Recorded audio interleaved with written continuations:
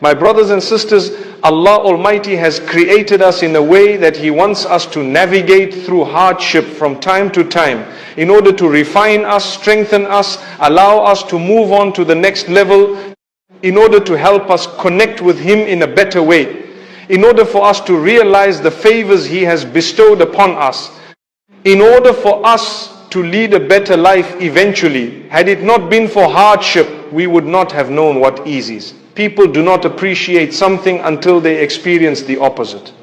You wouldn't know what cold is until you know what hot is. You wouldn't know what growth is or profit until you know what loss is. In the same way, sometimes we are leading a life of ease and we don't realize it.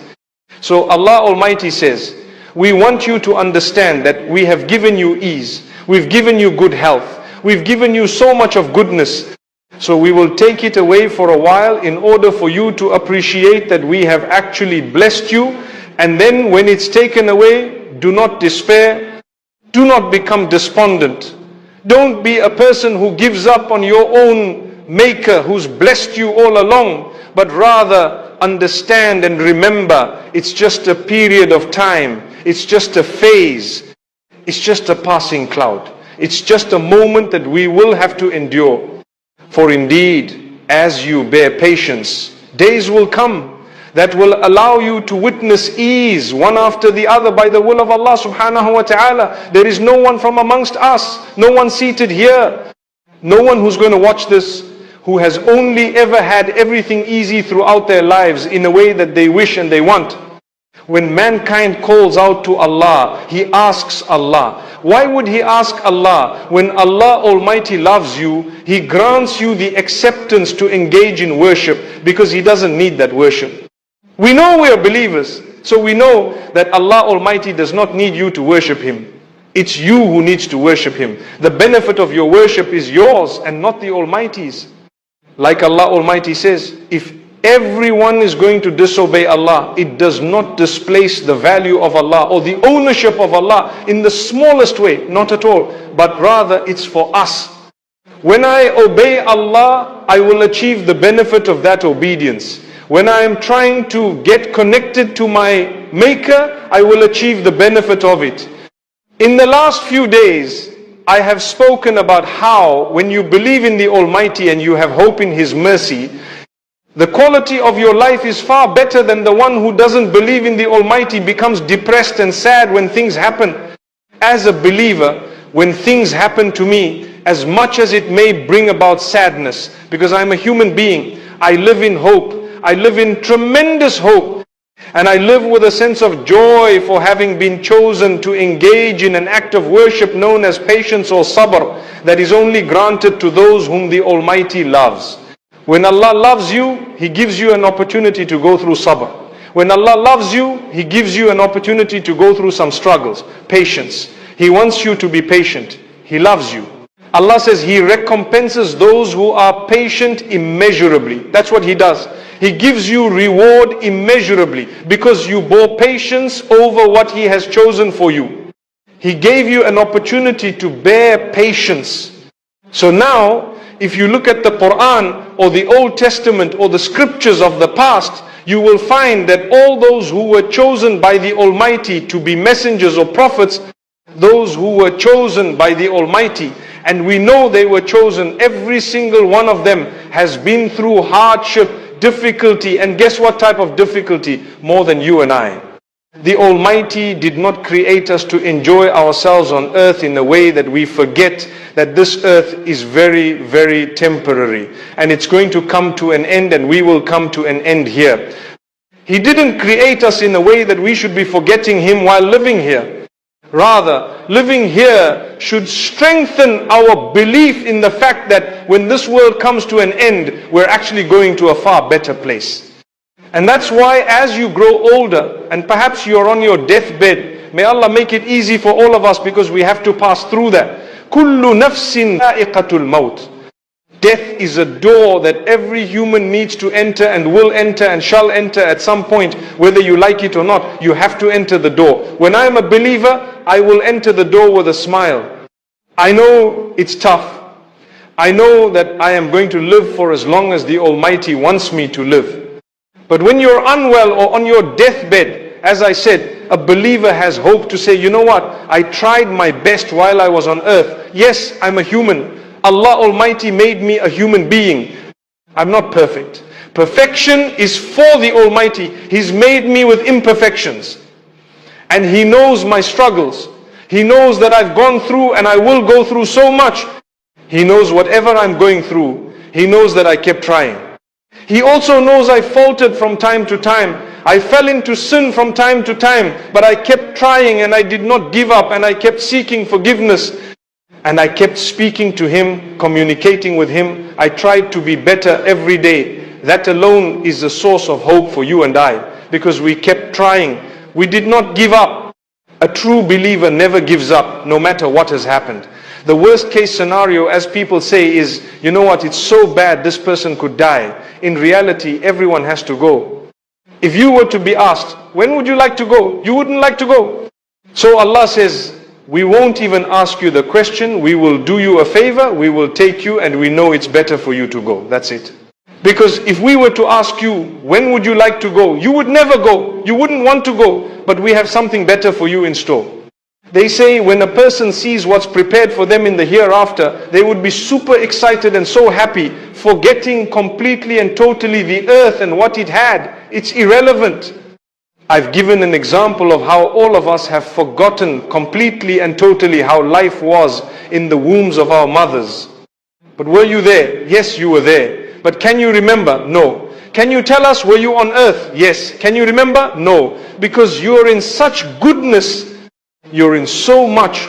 Do you know what happens to us sometimes? You're really thoroughly enjoying yourself and you're so busy, you forget your family members who are far away, to talk to them, to speak to them, sometimes to show them, to phone them, etc. And people say, why didn't you call me? Why didn't you find me?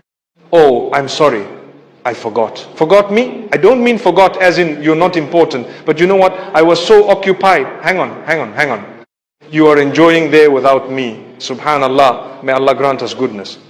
My brothers and sisters, there will be hardship. There will be difficulty.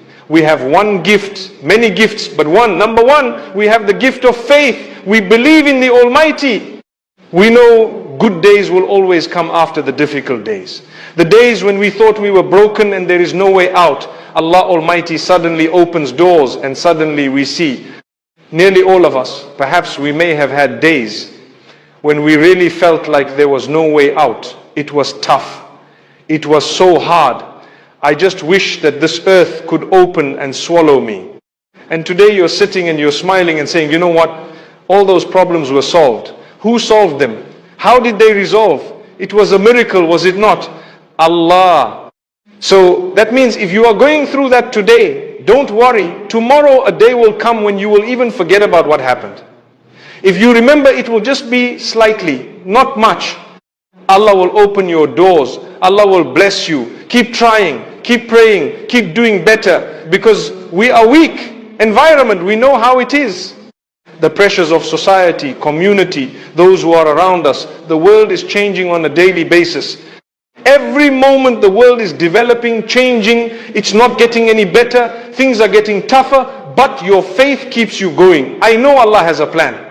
Secondly, another gift of Allah is we are in it together. How's that? We are in it together. When you have another person struggling and the other one struggling, someone was asking me, I heard there's going to be a credit crunch, and I heard there's going to be a recession, and I said, well, we'll cross the bridge when we get there. I don't want to speculate. Subhanallah. If you're going to suffer, I'm going to suffer with you. Subhanallah. And if anything, we're going to help each other. That's what it's going to be. I'm surviving, you're surviving. If I go down, we go down together. MashaAllah, may Allah subhanahu wa ta'ala grant us ease. Look at the people struggling in parts of the world. To be honest, the fact that there are so many of them together, it makes it a little bit easier for them, even before the aid comes from afar. May Allah use us to help them. May Allah use us to help even in a small way, and may Allah make it easy for them. But imagine, if you're the only one and everyone else is gone, that would be tough. That would be really, really difficult.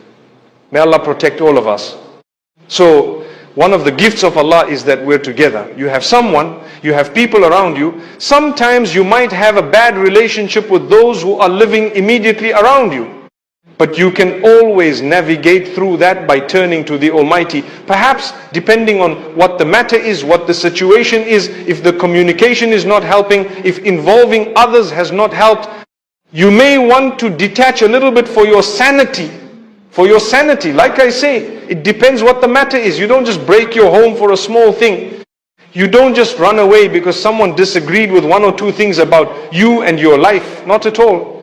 Because you might go away and there might be 20 things that will go wrong. Where you were, there were only 2 things wrong. So thank Allah, don't throw a gift that Allah has given you. Because if you do that, He might not give you another one, who knows. So appreciate what you have. But if it is really difficult, if it is almost impossible, if it is really so hard for you to take that it is starting to affect you in a huge way, remember, and if there is no improvement and you're noticing there's nothing, Allah has shown you a way out, you can go further. You might want to detach, no matter what.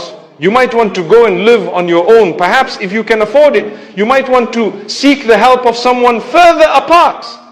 That also is a favor of Allah. At the end of the day, He's created us such that we have within us an element of care for one another, if only you recognize your Maker. Unfortunately, in the material world, many people would prefer to see another being destroyed or going down. It would make them more excited.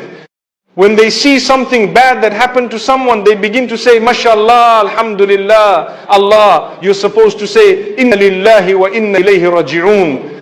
You're supposed to be sad when someone else is suffering a loss. But unfortunately, we are witnessing a growing number who show happiness at the loss of others simply because they're jealous, or they've had a difference of opinion, or they might have had a little bit of an altercation. And now suddenly they're excited that this brother or this sister has suffered. We should never say they deserved it. No, don't say that. Even if you think they did, no. Because the next person in the problem could be you. Try and reach out to them. Offer some help.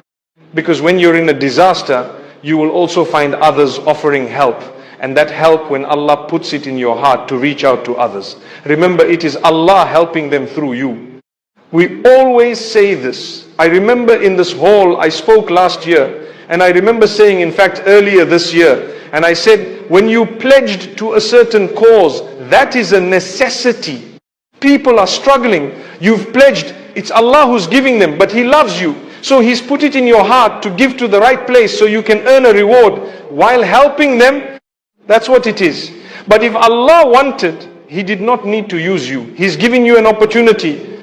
And when you help, you will always find that the Almighty will help you in other difficulties and hardships. And in your own life, like the Prophet Muhammad, peace be upon him, says, Allahu fi awni al-abdi ma kana al-abdu fi awni akhihi.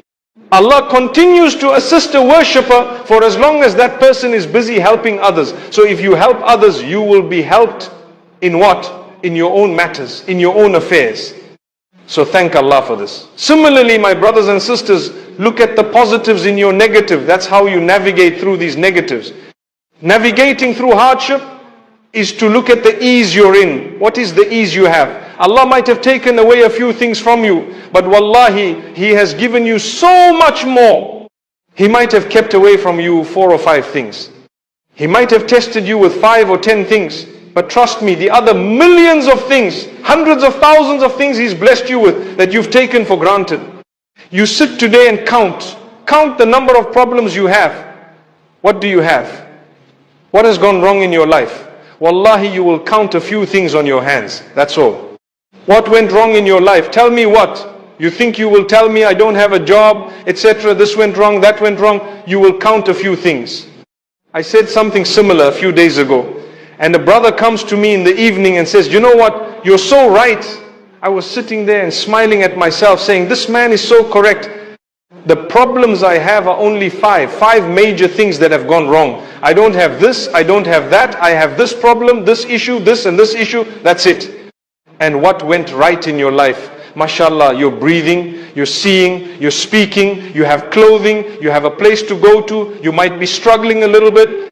People sometimes, if they cannot get the luxuries that they're aiming for, they become depressed. But that was a luxury. You wanted something that was not a necessity. When Allah says, we will provide for you, He will provide for your necessity. Beyond that, He did not guarantee it.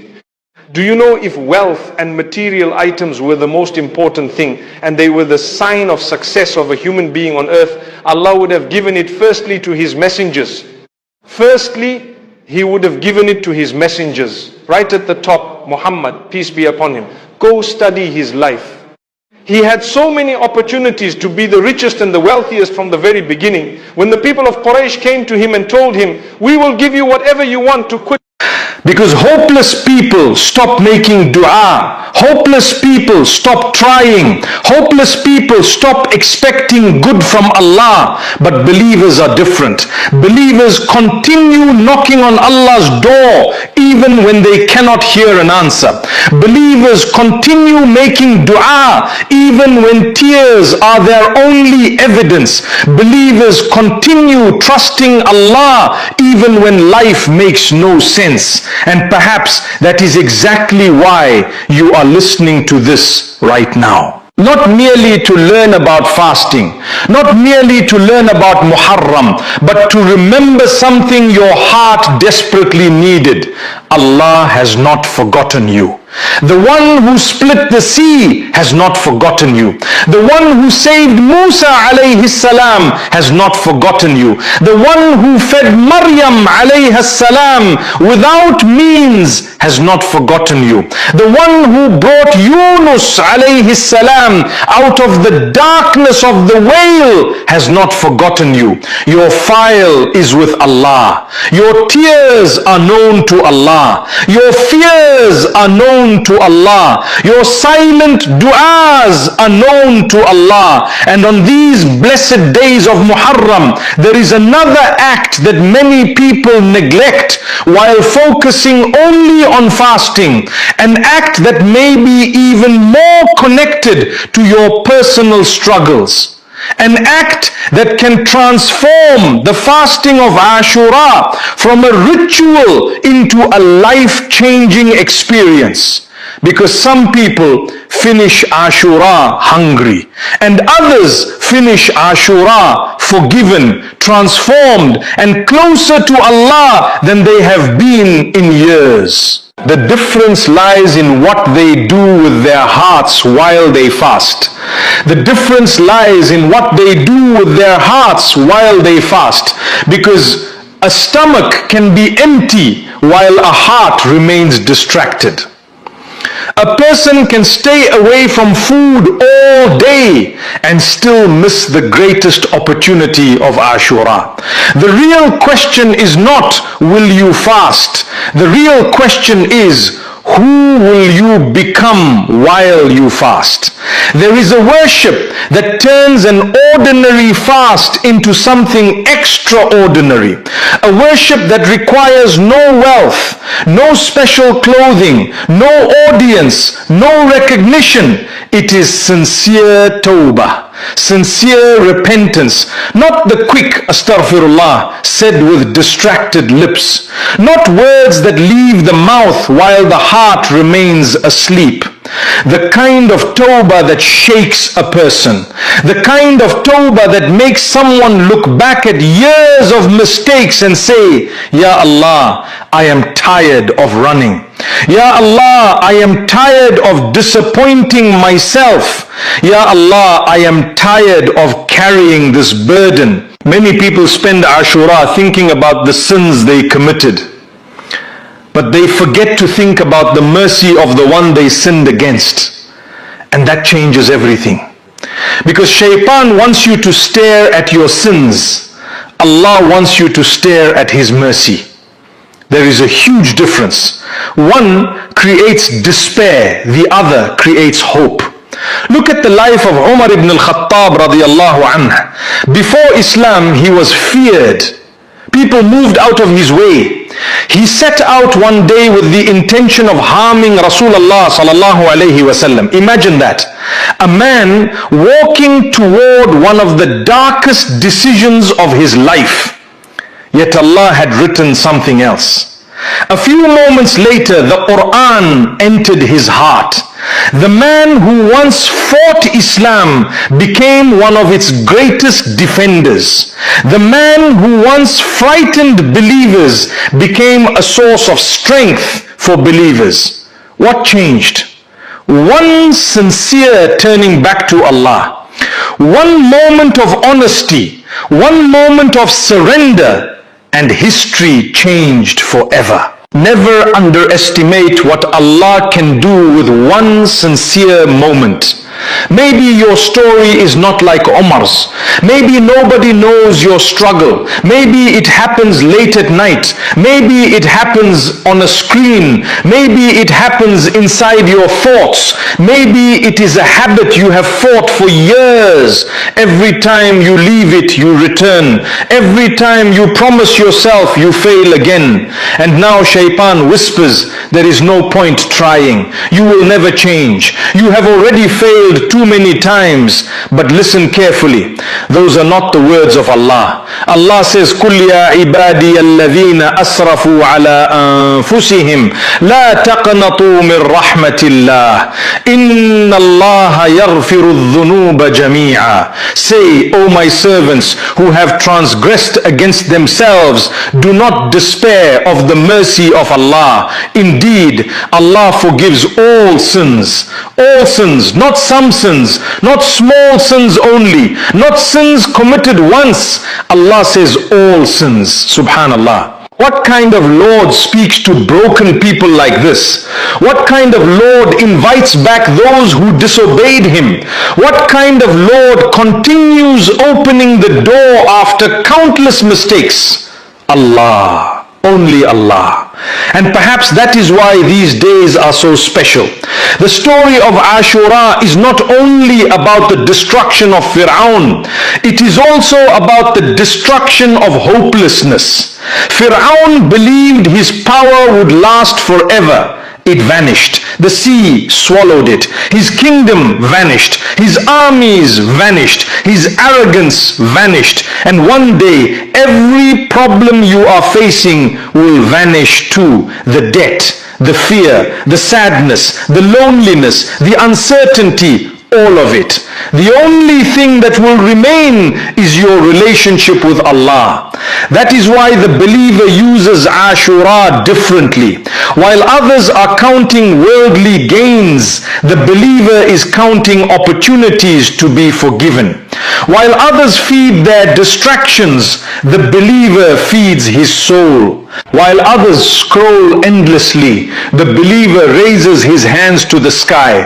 And this is where many people miss the hidden treasure of these blessed days. They fast, but they do not cry. They fast, but they do not make sincere dua. They fast, but they never have that honest conversation with Allah. The conversation that begins with, Ya Allah, I need you. Because when fasting joins hands with tawbah, when tawbah joins hands with dua, when dua joins hands with certainty in Allah, something beautiful begins to happen inside the heart. A heart that was hard becomes soft. A heart that was distant comes back home. A heart that felt abandoned starts feeling the mercy of its Lord again. And that is when Ashura stops being a date and becomes a turning point. And that is when Ashura stops being a date and becomes a turning point. Years from now, you may not remember what you ate on the 9th of Muharram. You may not remember where you were. You may not remember the conversations you had. But you might remember the day your heart finally returned to Allah. The day you stopped making excuses. The day you stopped delaying repentance. The day you stopped assuming there would always be another Muharram. Because there is a reality that none of us can escape. One day your final Ashura will come. For someone listening right now, last year's Ashura was their final one. They made plans, they had goals, they thought they had time. Then death arrived, not according to their schedule, according to Allah's schedule. The Messenger of Allah said, "Akthiru dhikra hadhil ladhat."